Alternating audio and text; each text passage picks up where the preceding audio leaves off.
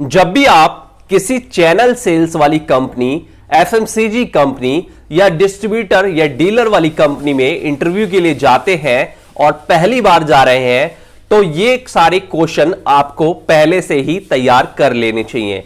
यही क्वेश्चन एक fresher candidate से पूछे जाते हैं। आज तक आपको YouTube पे कोई भी ऐसी वीडियो नहीं मिलेगी जो इतना डीप में आपको ये क्वेश्चन बताएगी। साथ ही साथ मैं इसका आंसर भी बताऊंगा और आपको ये चीज रट लेनी चाहिए, तैयार कर लेनी चाहिए अगर आप किसी भी एफएमसीजी कंपनी को सेल्स इंडस्ट्री में ज्वाइन करना चाहते हैं या चैनल सेल्स में अपना कैरियर बनाना चाहते हैं। चलिए दोस्तों, वीडियो को स्टार्ट करते हैं। एफएमसीजी कंपनी बहुत बड़ी इंडस्ट्री होती है, यानी एफएमसीजी जो सेक्टर है वो कोर सेक्टर कहलाता है और बहुत ही बड़ा सेक्टर है, यानी कि बहुत ही ज्यादा कंपनी है और बहुत ज्यादा पोजीशन आपको यहां पर मिल जाती है। यहां तक कि रिसेशन के टाइम में, यानी मंदी के दौर में भी एफएमसीजी कंपनी चलती रहती है, प्रोडक्ट बिकते रहते हैं और जॉब चलती रहती है। एफएमसीजी का मतलब होता है फास्ट मूविंग कंज्यूमर गुड्स। ऐसी कंपनी जो कि जल्दी जल्दी प्रोडक्ट बनाती है और वो प्रोडक्ट बाजार में जल्दी जल्दी बिकता है और उसको जो कस्टमर होता है जल्दी जल्दी उपयोग करता रहता है। जैसे कि दैनिक जीवन में काम आने वाली सारी चीजें, आटा, दाल, चावल, बिस्किट, नमकीन, इसके बाद grocery product, dairy product, bakery product, ये सारी चीजें। तो आपको ये चीजें, ये वाले जो क्वेश्चन बता रहा हूं, ये पहले से ही तैयार कर लेने चाहिए। फास्ट मूविंग कंज्यूमर गुड्स, सबसे पहले आपको, अगर आप किसी अच्छी कंपनी में इंटरव्यू के लिए जाते हैं फ्रेशर में, तो आपसे पूछा जाएगा एफएमसीजी का मतलब क्या होता है। तो फास्ट मूविंग कंज्यूमर गुड्स, यानी फास्ट मूविंग कंज्यूमर गुड्स का मतलब यह हो गया ऐसे प्रोडक्ट जो मार्केट में बहुत तेजी से बिकते हैं और कस्टमर द्वारा बहुत तेजी से उपयोग किया जाता है। How many type of cells, सबसे पहले आपसे ये एक रेगुलर क्वेश्चन किया जाएगा कि कितने तरह की सेल्स होती है। तो इसका आंसर है दो तरह की सेल्स होती है, डायरेक्ट सेल्स और इनडायरेक्ट सेल्स। अगर वो पूछे कि एफएमसीजी या चैनल सेल्स कौन सी सेल्स है, तो ये एक इनडायरेक्ट सेल्स होती है, क्योंकि आप इनडायरेक्टली माल बेच रहे हैं किसी भी कस्टमर को, किसी कस्टमर को जाके प्रोडक्ट नहीं बेच रहे हैं, एंड कस्टमर को बिल्कुल भी नहीं बेच रहे हैं। तो ये एक इनडायरेक्ट सेल्स इंडस्ट्री है। अब एक आपसे क्वेश्चन डीप में किया जाएगा कि यहां पर कितने तरह की सेल्स होती है, यानी चैनल सेल्स में या एफएमसीजी इंडस्ट्री में कितने तरह की सेल्स होती है। तो मोस्टली लोग दो तरह की सेल्स जानते हैं, लेकिन यहां पर तीन तरह की सेल्स होती है। पहला है प्राइमरी सेल्स, दूसरा है सेकेंडरी सेल्स और तीसरा है टेरिटरी सेल्स।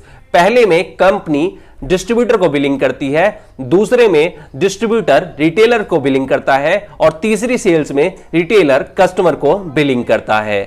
इसके बाद अलग से भी आपसे क्वेश्चन पूछा जा सकता है प्राइमरी सेल्स क्या होती है। तो प्राइमरी सेल, जब कोई कंपनी किसी डीलर या डिस्ट्रीब्यूटर को पहली बिलिंग करती है, उसको कहते हैं प्राइमरी सेल्स, यानी जो सेल्स वहां पर हो रही है वो प्राइमरी सेल्स कहलाती है।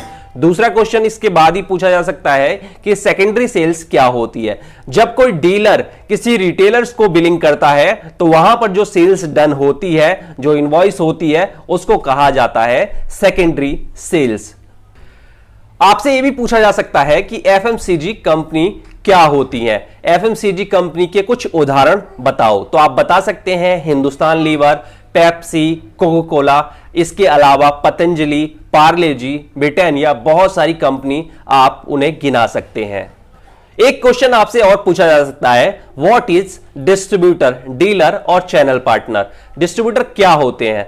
डिस्ट्रीब्यूटर एक एरिया, स्पेशल एरिया में बैठा हुआ एक ऐसा बिजनेसमैन होता है जो किसी कंपनी से जुड़ के उसका प्रोडक्ट अपने एरिया में उसकी सेल करवाता है। तो यहां पर एक छोटा सा ये मतलब छोटी सी वर्ड में ये बात हो गई कि ये डिस्ट्रीब्यूटर होता है। इसके अलावा आपसे पूछा जाएगा चैनल सेल्स में कोई भी प्रोडक्ट कैसे बिकता है, आप हमें बताइए। अगर किसी अच्छी कंपनी में जाते हैं तो वहां पर ये जरूर पूछेंगे कि जो भी प्रोडक्ट कंपनी बनाती है वो किस तरीके से मार्केट में बिकता है, कैसे जाता है। तो वहां पर पूरी प्रोसेस बतानी होती है कि जब एक कंपनी कोई प्रोडक्ट बनाती है तो वो किसी एरिया में एक डिस्ट्रीब्यूटर ढूंढती है, क्योंकि वहां पर डायरेक्टली वो कस्टमर को नहीं बेच सकती, तो वो बिलिंग करती है डिस्ट्रीब्यूटर को। डिस्ट्रीब्यूटर उस एरिया के जो दुकानदार हैं उनको बिलिंग करता है और दुकानदार से प्रोडक्ट कस्टमर खरीद के लेके जा रहा है। इस तरीके से सेल्स होती है। तो जो एक सेल्समैन होता है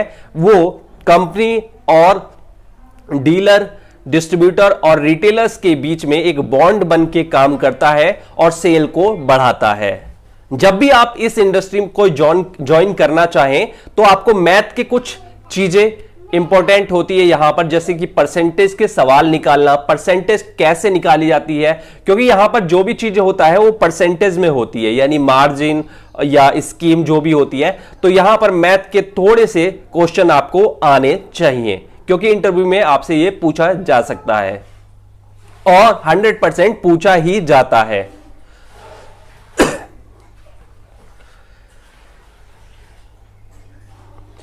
कभी कभी आपको एक सिचुएशन दी जाती है जहां पर आपको सेल्स करके दिखानी होती है।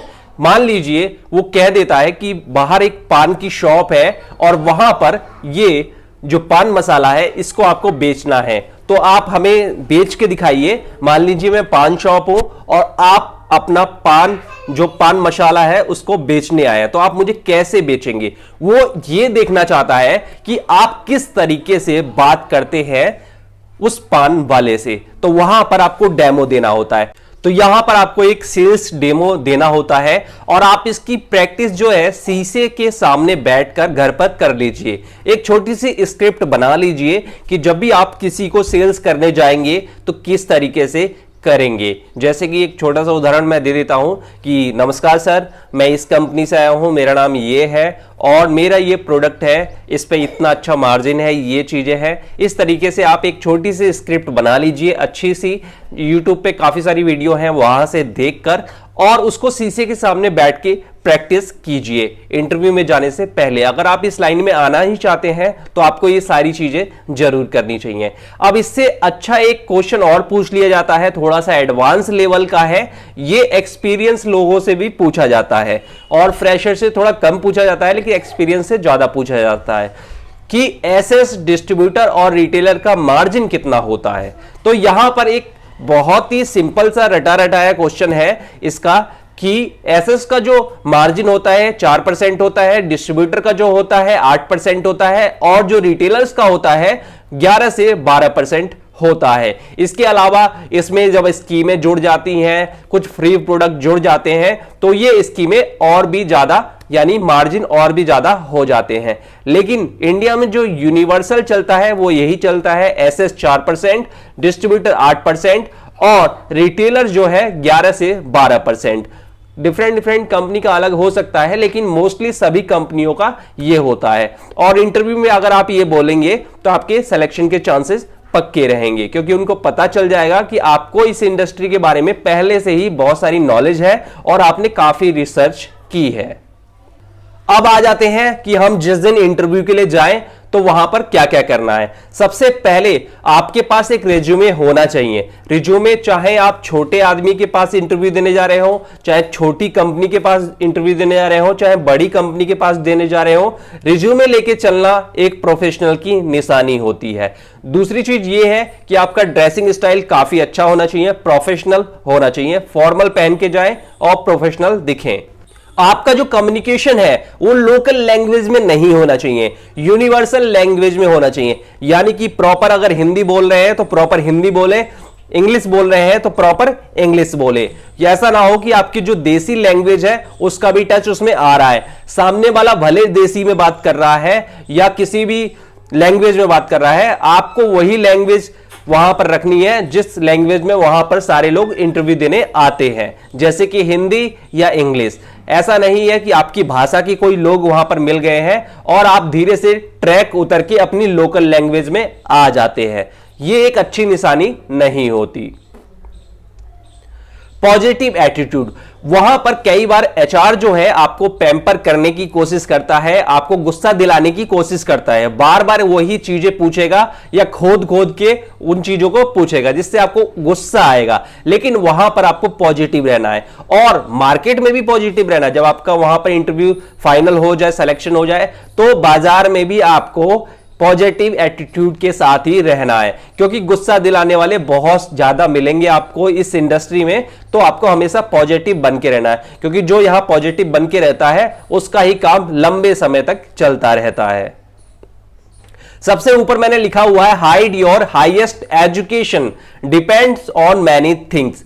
तो ये लाइन मैंने नहीं बताई, लेकिन मैंने सबसे टॉप पर लिखा हुआ है। अब मैं बता देता हूं, अगर आप प्रॉपर किसी कंपनी में इंटरव्यू देने जा रहे हैं, अच्छी कंपनी है, मीडियम साइज की भी कंपनी है और वहां पर काफी सारे प्रोफेशनल पहले से ही काम करते हैं, अच्छे अच्छे एजुकेशन वाले पहले से ही काम करते हैं, तो एज ए फ्रेशर आपको अपनी एजुकेशन बिल्कुल भी नहीं छुपानी चाहिए। आपने जो भी एजुकेशन किया है, जो भी सर्टिफिकेट किया है, वो सारी चीजें रिज्यूमे में लिखिए और वहां पर उस तरीके से जाइए। लेकिन हाइड योर हाईएस्ट एजुकेशन, अगर आप किसी ऐसी कंपनी में काम करने जा रहे हैं जहां पर आप ऑन रोल नहीं होंगे, ऑफ रोल होंगे, या छोटा मोटा इंटरव्यू किसी ने ले लिया और वहां पर मतलब ऐसी कंपनी में जहां मतलब आप तीसरे चौथे लेवल के हैं, जैसे ऑफ रोल में भी कई सारी कंपनी होती है, ऑफ रोल में भी कई बार अच्छी कंपनी होती है, तो वहां पर आपको अपनी एजुकेशन हाइड नहीं करनी चाहिए। लेकिन कई बार बहुत छोटी कंपनी होती है, मान लो एक क्षेत्रीय कंपनी है जो कि 2-3 डिस्ट्रिक्ट में फैली हुई है, तो उसके जो सेल्स मैनेजर होंगे, सेल्स उसके सीनियर होंगे, वो भी बहुत ज्यादा एजुकेशन वाले नहीं होते। तो वहां पर अगर आपने बता दिया कि मैंने एमबीए किया है, मैंने बीटेक किया है, तो वो आपको नहीं लेंगे। मैं आपको बता दे रहा हूं, वो नहीं लेंगे, क्योंकि वो वहां पर यही सोचते हैं कि इतनी अच्छी एजुकेशन वाला बंदा हमारे यहां क्यों काम करेगा। अगर इसको कहीं जॉब नहीं मिल रही है तो ये शुरू में यहां पर सीखने आया है, और जैसे ही सीख जाएगा तो इसके पास अच्छी खासी क्वालिफिकेशन है, ये तुरंत ही किसी दूसरी कंपनी में स्विच कर जाएगा या दूसरी कंपनी इसको तुरंत ही ले लेगी। तो ऐसे हायर क्वालिफिकेशन लोगों से ऐसी कंपनियां बचने की कोशिश करती हैं। तो आपको ये डिसाइड करना है कि कहां पर आप इंटरव्यू देने जा रहे हैं।